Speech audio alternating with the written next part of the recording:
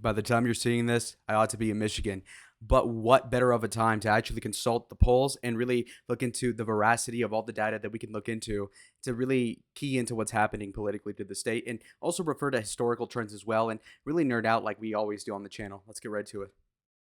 Let's start with the most essential and most basic premise when it comes to this sort of thinking. It's going to consist of checking the polls in aggregation. Okay, as you can see here, as of today when I'm recording it, we do have Trump in the lead by zero point 0.3. Now, this is one of the most tenuous leads you'll ever see, just on paper. Now, in my opinion, I think Trump will win the state of Michigan by like 2 or 3. That being said, though, the way you get there is very varied because, of course, the demography of Michigan has been changing a little bit subtly. And also, there have been different factors to really produce different results as of recently. Part of that being the realignment of the working class, the people that were jilted at the 2008 financial recession that went about a decade going Democrat, and yet they returned to Trump with a populist, isn't it? Protectionist methodology. Now, look here and see this lead has been pretty much a slight Trump victory stance for a little bit here. Now, the thing being, of course, is that also Kennedy is an X factor. Not really. X factor as in he used to be a factor,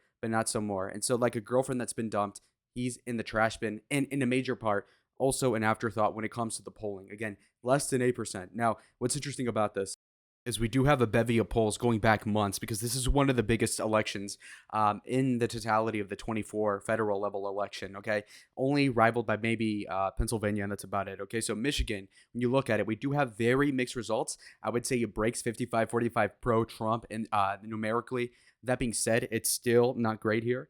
Now, when we look at something else, we got to look at the Wikipedia article, okay? You always got to do it, okay? So let's get us just a good sense of what politically has been going on. So we're going to go as far back as 2012. As you can see, 2012 is an interesting time because we did have Obama in lieu of basically the automobile sector being sieged by Japanese competition among union issues. And Obama played into these problems by kind of trying to sugarcoat it by saying that the unions are going to benefit. And they believed him, and so he won by about 10 percentage points over Mitt Romney, who his father was governor of the state about 60 years ago. Now, another addendum to that is 2016, where things massively changed. In fact, we saw the margin of victory go from plus 10 Democrat to about point oh nothing Republican. So that's a 10-point shift. That's a remarkable thing for one. Two, when you look at it another way, you have to look at the component parts. You saw how the rules had to crystallize behind the Republican nominee. Now let's compare that to 2020, where Trump apparently lost. If you look at 2020, a couple of things are different. You saw that the turnout went up from 63 to 71. And then also beyond this, of course, we do have Joe Biden winning by about 2.4 or something along those lines. And while that might seem like a solid margin, it really isn't when you compare the fact that Joe Biden won the 2020 election with about 4 to 5% of the popular vote. And so what it really means in all actuality is that Joe Biden actually had the state vote more Republican than the rest of the country. And so it shows a predisposition of being more Republican. Now, that is somewhat complicated, of course, because when you look at the polling here, Trump is only up by 0.3, whereas most polling has Trump up by like 3%, 2%, 1% in the popular vote. So how could it be that Trump's like 6 points better off than he was in 2020, and yet only 3 points better off in Michigan? It kind of goes against the curvature of the trend line I was trying to prove to you. And so it's a really confounding issue. So maybe my logic wrong, or maybe the polls are wrong, or could it be a mosaic of both? One thing to really hammer in is the nail of the suburban output of Michigan. Okay, so the voter base has been kind of complicated. When we look at places like Macomb County, Oakland County, whatever you want to call it, you see that outside Detroit, there is potentiality.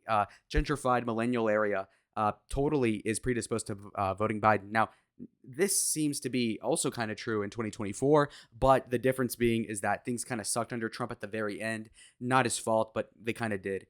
Things were locked down, etc. Michigan was no stranger to this, in fact. Now, when it came to Trump, though, in 24, now all of a sudden he's got the opposite issue where things are not locked down because of rules or a virus, but because they're locked down due to incompetency, due to inflation. And now Trump can run on that. And so for this to be an issue is a little bit good for Donald Trump relative to Biden. And again, the suburbs are not really demographically strong for you would just say a politician, even though you could call him a maverick, but Donald totally does not appeal to the suburban wine mom. The people that voted Trump 2016 and Trump they win against for Biden 2020, you'll see a complete disconnect there. And I think it's going to be apparent because those people are very, very much in the very center. And so it's a very difficult thing to even consider.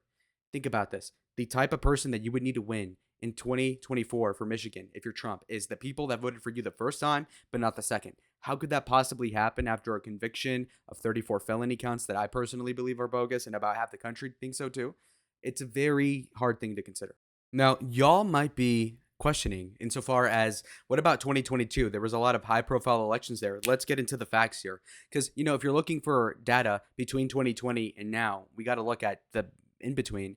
When it came to Attorney General, for instance, we saw that Dana Nessel won re-election against a Republican by about 8.6, which is large. Again, 2022 was a favorable year for Republicans. I know that the red wave didn't really happen, but it also helped Republicans overall, as in like they were better off after than before, obviously. And so for this to have been the case is really bad for the GOP. Now, when we get into Jocelyn Benson, again, Secretary of State, she won by 14. Now, this is a big deal because, if anything, you have to consider that Trump was rallying about how Michigan was so-and-so in 2020.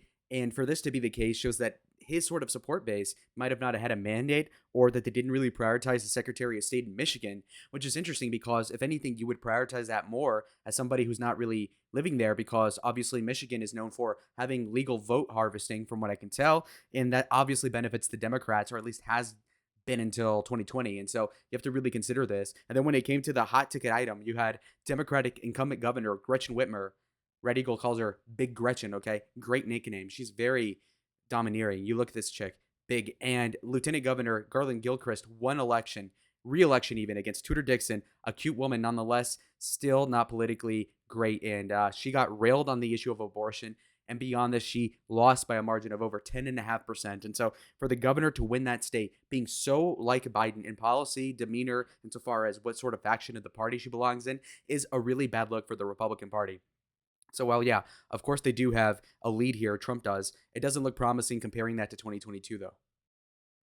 Now, when it comes to demography, I think this is very important to analyze. It's going to have to do in conjunction with the 2020 exit polls. These are known as the tabulations and the breakdown of what happened, okay? An itemized receipt as to who voted for what. Now, when it came to age, you saw that Biden won the young vote by 24%. In one of my recent videos, I actually concurred that when it came to Michigan in particular, but also other states, that this Gaza thing is totally just gnawing at Biden's support base. Again, not voting for Trump in particular, but the turnout of which is definitely going to hurt Joe.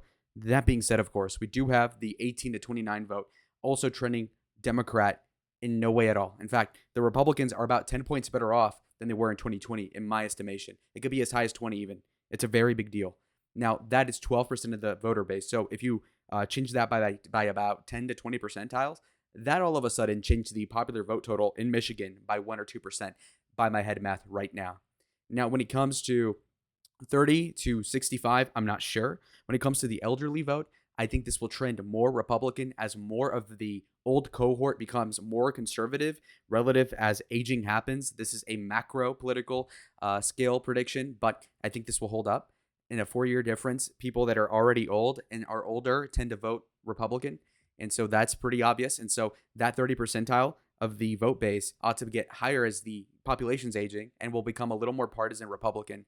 Where in Michigan, in fact, it's about even, which is crazy. But we do know that there are snowbirds that might vote differently. And so those people theoretically would be Republicans in Michigan, but they're Republican in Arizona. And so maybe that's it.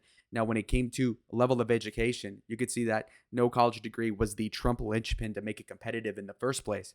Winning these votes by only 5 is not enough for Donald Trump, though. Now, when it comes to race, this is an important component, too.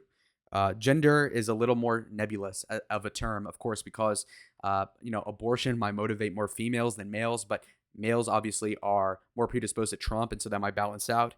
Now, on the balance of accountabilities, though, I want to look into what is your racial and ethnic heritage. This question is tantamount to victory or loss for Donald Trump when it comes to the white vote. The white vote is only 11 points pro-Trump. That should be closer to 20, ideally. When it comes to other states like Wyoming, the white vote's very solid. Alabama, etc. Michigan, not so much. A lot of gentrified suburbs kind of explain this. Now, when it comes to black people, obviously they form a good 12% of the population, which is a little higher than the national representation, which is about 10-ish percentile. Now, when it comes to it, though, Trump only got 7% of the black vote in 2020. Now, in 2024, I predict it to be at least double digits relative to this abysmal showing, which is to say that, he should probably get, I'd say like 13 in Michigan. So that is that's a 5% difference more or less in a population that is about 1/8 of the state. So you divide, let's say 5% divided by 8, and that would be about, I don't know if that's like 0.7, but yeah. So Trump doing better with black people would probably help him by 0.6 of a percent. And in a state where he's leading by only 0.3, that's actually pretty good, or 0.5 now. And so when that's being considered, I think that's really, really, really vital.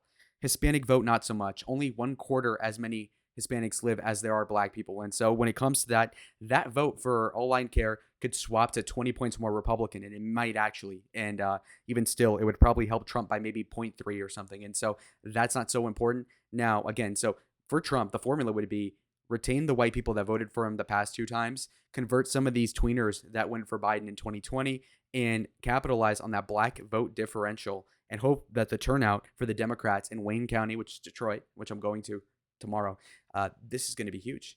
Now, when it comes to level of education, I've covered this. The gay vote doesn't matter.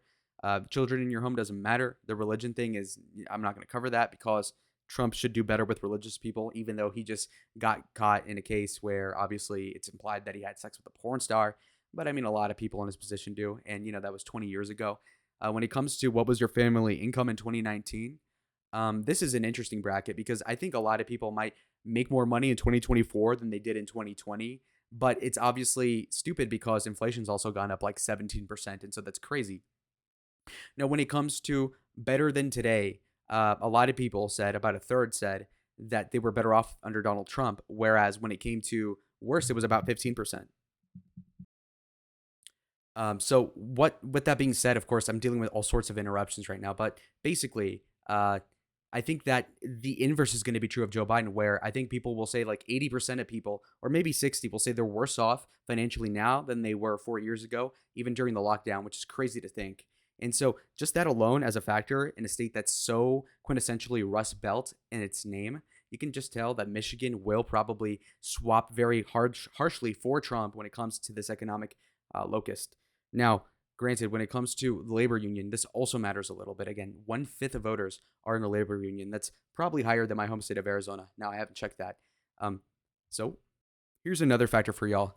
The 45-55 pro-Biden split into first voters, which were 10% of the electorate, in this case in 2020. You can totally tell, by the way, that it's pretty eminent that the amount of first voters this time around will be way lower, if not only because the turnout base was so high last time that new people getting into the system, in regards to obviously in lieu of the big turnout spike of last time, will make it very less likely that there will be 10% of people that are going to be new voters. And do you think new voters are going to come out for Biden? I doubt it. And you could say, well, oh my God, immigration, they're getting citizenship.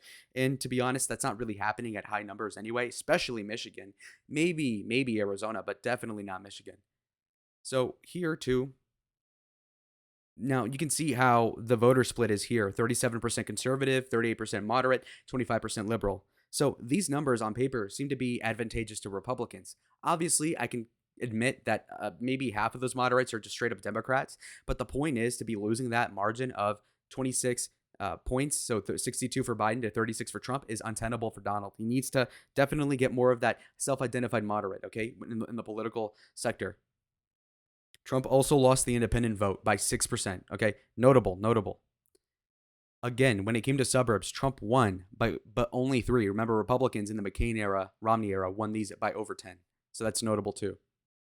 So with that all taken into account, I can give you a good description of what happened in Michigan in the prior election. I think you just saw that verbatim. And then when it comes to this upcoming election, I am confident Trump will win it. Now, I will be visiting Michigan, so I'll come back next week and you're going to have a better breakdown. But the point being for now is that, the before and after snapshot, now it's not so much about being fat and skinny. Now it's non-informed and well-informed. I think in reality, when you look at it in person, I should be able to know a little bit more about the demography, because I've heard there's a burgeoning Muslim community in Dearborn. I haven't been there in like 18 years. So we're going to break it down, and I hope to see y'all in the next one. Adios.